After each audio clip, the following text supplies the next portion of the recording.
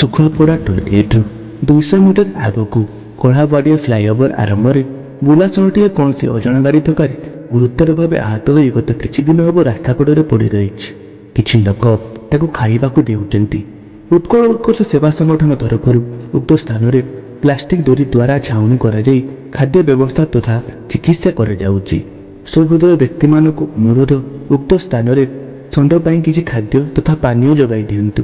ହୁଏତ ଆପଣଙ୍କ ଛୋଟିଆ ପଦକ୍ଷେପ ତାକୁ ଏକ ନୂଆ ଜୀବନ ଦେବାରେ ସହାୟକ ହେବ।